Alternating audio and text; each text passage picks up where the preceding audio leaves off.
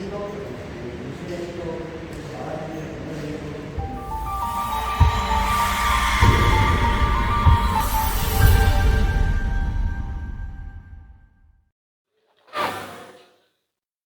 मैं हूं आदम परवेज़ और आप देख रहे हैं राइट फॉर न्यूज़।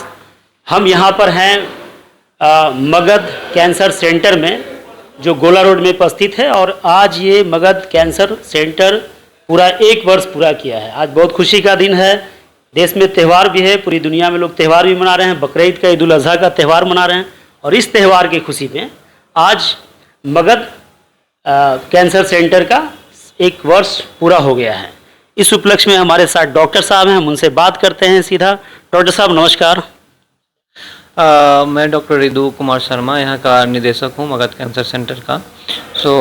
आज जो है कि सबों को हैप्पी ईद, ठीक है, चूँकि आज ये त्यौहार का दिन है। और आज का दिन जो है कि हम लोग के लिए काफ़ी इम्पोर्टेंट है, चूँकि हॉस्पिटल का 1 साल पूरा हुआ है। लास्ट ईयर 2021 में हम लोगों ने मगध कैंसर सेंटर स्टार्ट किया, क्योंकि बिहार में आप देखें कि कैंसर केयर में, कैंसर पेशेंट के ट्रीटमेंट में एक अनमेट नीड है, एक गैप है दूसरे स्टेट के कंपैरिजन में। कैंसर के केसेस दिन प्रतिदिन बढ़ते जा रहे हैं। कितना बड़ा समस्या है ऑल ओवर वर्ल्ड, आप इसी से समझ सकते हैं कि हर साल पूरे दुनिया में 2 करोड़ से ज़्यादा कैंसर के न्यू केसेस डायग्नोस हो रहे हैं, मोर देन 20 मिलियन। और हर साल जो है 10 मिलियन से ज़्यादा लोग कैंसर की वजह से उनकी मौतें हो रही हैं। हमारे देश में भी जो है कि यह समस्या है, और ख़ास करके बिहार में। और बिहार में दूसरी समस्या है कि एक तो केसेस ज़्यादा हैं, बिकॉज वो पॉपुलेशन जो है कि हम लोग का काफ़ी बड़ा है। और यहाँ पे कैंसर डेडिकेटेड सेंटर बहुत कम है, ठीक है, जहाँ की पेशेंट का प्रॉपर केयर हो, प्रॉपर ट्रीटमेंट हो। सर ये बताइए कि कैंसर होने का मुख्य कारण क्या है, किस वजह से पेशेंट को कैंसर होता है? जी, देखिए कैंसर के कारण जो है कि मल्टीफैक्टोरियल है, बहुत सारे कारण हैं, बट उसमें मुख्य कारण है जैसे तंबाकू। 1/3 ऑफ कैंसर जो है तंबाकू के यूज के कारण होता है। तंबाकू आप किसी भी फॉर्म में यूज करते हैं, चाहे वो स्मोकिंग फॉर्म में हो या स्मोकलेस फॉर्म, जैसे गुटखा, खैनी, पान जो लोग यूज करते हैं, तो उससे कैंसर का खतरा बढ़ जाता है। इसके अलावा यहाँ पे बिहार में खासकर माना गया है कि शिक्षा की बहुत कमी है, एजुकेशन की कमी, और यहाँ के लोग इस तरह का सेवन ज़्यादा करते हैं, मुझे ऐसा लगता है। तो उन्हें आप कैसे रोकेंगे या अवेयरनेस कैसे बढ़ाएंगे? देखिए, शिक्षा की कमी जो है वो एक अलग है, लेकिन जागरूकता की ज़रूरत होती है। और जागरूकता के लिए जो है कि कोई ज़रूरी नहीं कि हम लोग बहुत पढ़े लिखे हों, ठीक है। जागरूकता के लिए जो है कि ज़रूरत है कि लोग को इस बारे में बताया जाए, ठीक है। और आप देखें कि स्वास्थ्य, शिक्षा, ये सब जो है कि स्टेट रिस्पॉन्सिबिलिटी होती है, या हर किसी का रिस्पॉन्सिबिलिटी है जो भी समाज में यहाँ रह रहे हैं। हर 10 में से 8 आदमी मुझे लगता है कि गुटखा और मद्यपान वगैरह का सेवन करता है। गवर्नमेंट भी इस पर बहुत ज़्यादा रोक लगाई है, लेकिन बंद नहीं हो पाया है। देखिए, गवर्नमेंट की तरफ से जो इस पे कदम उठाए गए हैं वो भी काफ़ी इम्पोर्टेंट है, लेकिन हर आदमी को, समाज सोसाइटी में जो भी लोग हैं, हम लोगों को जो है ना कि कोशिश करना है। सबसे पहले तो खुद से जो है कि स्टार्ट करना है कि हम तंबाकू टच नहीं करेंगे, अल्कोहल नहीं छुएंगे, ठीक है, उससे दूर रहेंगे।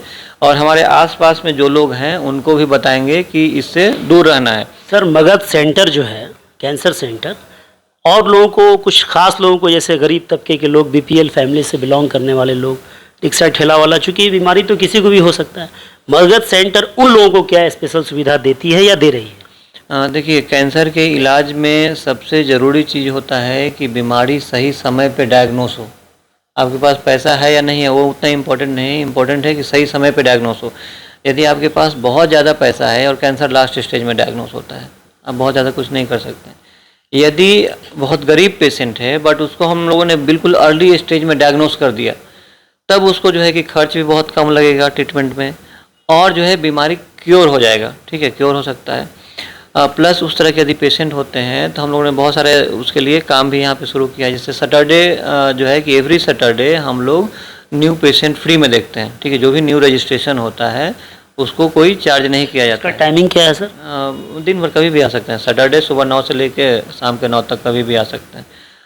हम लोग देखें। प्लस जो है कि यदि कोई पेशेंट गरीब है तो हर चीज़ उसके लिए डिस्काउंटेड रेट पे होगा, ठीक है। उसको जो है कि डिस्काउंटेड रेट पे सर्जरी होगा, डिस्काउंटेड रेट पे कीमो दिया कई जाएगा। सारे सैंपल्स मेडिसिन जो है डॉक्टरों को प्रोवाइड किया जाता है कंपनी के द्वारा, उस मेडिसिन को भी आप गरीबों में दे सकते हैं? हाँ, नहीं देते हैं, इवन कंपनी से दिलवाते हैं, ठीक है। कंपनी से भी दिलवाते हैं कि पेशेंट जो है कि इनको फ्री सैंपल दिया जाए, और हम लोग डायरेक्ट जो है कि पेशेंट को दिलवा देते हैं। ठीक है तो इस सर, तरह हमारे का साथ जी और भी हैं, उनसे बात कर ले। हमारे साथ और भी डॉक्टर साहब हैं, इनसे बात करेंगे। सर नमस्कार। नमस्कार, मैं डॉक्टर हेमंत कुमार हूँ। मैं ऑन्को सर्जन हूँ और मैंने इस इंस्टीट्यूट को सितंबर में ज्वाइन किया था। इससे पहले मैं एम्स पटना में ऑन्को सर्जरी डिपार्टमेंट में था। अभी तक हम लोग ने यहाँ पे लगभग 52 केसेस किए हैं, जिसमें काफ़ी कॉम्प्लिकेटेड केसेस भी हुए हैं। और हमारा बेसिकली पर्पस ये रहता है कि आप इवन बिहार में भी इंस्टीट्यूट हैं जहाँ कैंसर होता है, लेकिन आप अगर जाएँ तो टाइमिंग का बहुत प्रॉब्लम रहता है। अगर कोई पेशेंट को आज सर्जरी चाहिए तो आपको 3 महीने बाद डेट मिल रहे हैं। हमारा पर्पस ये रहता है कि पेशेंट जिस समय आए डायग्नोस अर्ली हो, अगर उनको कीमो चलना है तो तुरंत चालू हो जाए, और उनको सर्जरी रिक्वायरमेंट है तो एट ए टाइम सर्जरी हो जाए। तीनों फैसिलिटीज़ हम लोग ने एक रूप के अंदर दिया है with the caring support of all this staffs. तो यहाँ पे जो फैसिलिटी है मॉड्यूलर ओटी है, जिसमें हर तरह की फैसिलिटी अवेलेबल है। कॉम्प्लिकेशन केसेस भी can be done. ICU world class है, आईसीयू में वेंटिलेटर, बेड, स्टाफ, अलग डेडिकेटेड आईसीयू इंचार्ज वगैरह अवेलेबल है। ऑल ओवर हमारा जो सारा कंसर्न है, चूँकि इसको एक कैंसर इंस्टीट्यूट की तरह चलाने का ये मकसद है कि यहाँ पे जो भी बंदा आए, जो भी मरीज आए, हमारा जो पर्पस रहता है सिर्फ मरीज को काउंसलिंग करना नहीं होता, उसके साथ वाले को भी काउंसलिंग करना है। हेड नेक में जैसे आप बोलते हैं कि कैंसर, तंबाकू, तो हम लोग का ये पर्पस नहीं है कि सिर्फ उस पेशेंट को समझाएं, या जो गैस्ट्रिक कैंसर लेके आया तो उसको मैं ये नहीं बताऊं कि आपको चूंकि ओरल कैंसर नहीं है तो आपको उसकी जानकारी नहीं है। तो उनको साथ वाले को भी ये समझाना होगा कि अदर कैंसर से भी आपको कैसे बचना है। उनको भी ये तैयार करना होगा कि आप भी तंबाकू ना खाएं या जो भी नहीं करें, तो सारा चीज़ जानकारी देना। ठीक है सर, थैंक यू। आप मैम बताइए। नमस्कार, मेरा नाम डॉक्टर निर्धुम शिखा है। मैं head and neck onco surgeon हूँ। मैं हेड एंड नेक कैंसर के बारे में ये बोलना चाहूँगी कि ये most of the common cause जो होता है तंबाकू होता है।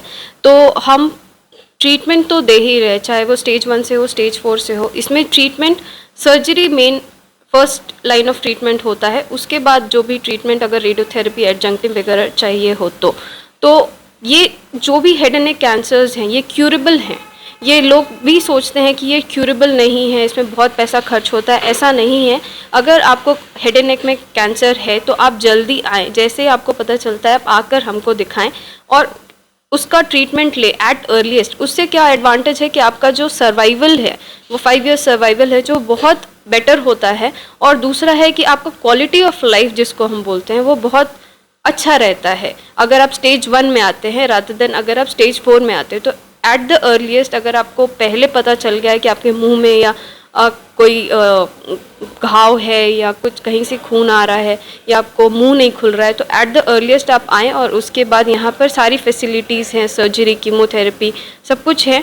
अगर स्टेज 4 में भी है तो उसको डाउन स्टेजिंग करने का भी है कि आप उसको कीमोथेरेपी दे के भी आप उसको सर्जरी कर सकते हो। तो ये सब फैसिलिटीज़ हैं यहाँ पर, तो आप आएँ। ठीक है, तो ये थे हमारे 3 विद्वान डॉक्टर से हमने बात किया जो मगध कैंसर सेंटर में हैं, और इन्होंने अपने सभी दर्शकों को, हमारे दर्शकों को, अपने पेशेंट को ये बताया है कि कैंसर से घबराना नहीं है, तो इलाज हो सकता है। अगर आप पहले टच करते हैं, लास्ट स्टेज में आएंगे तो कोई दिक्कत नहीं। हमारे साथ एडमिनिस्ट्रेशन साहब हैं, इनसे भी बात करें।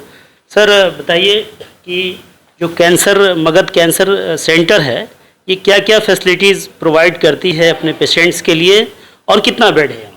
नमस्कार, मैं retired wing commander Sushil Kumar हूँ। भारतीय वायुसेना में कार्यरत रहने के बाद अब मैं पटना 32 साल के बाद लौटा हूँ और अभी 1 महीने पहले इस संस्थान से जुड़ा हूँ। हमारा पहला और सबसे महत्वपूर्ण उद्देश्य एज एन एडमिनिस्ट्रेशन साइड से है कि मरीज और उनके परिवार को यहाँ का अनुभव एक सुखद अनुभव में हम बदलने का प्रयास करते हैं।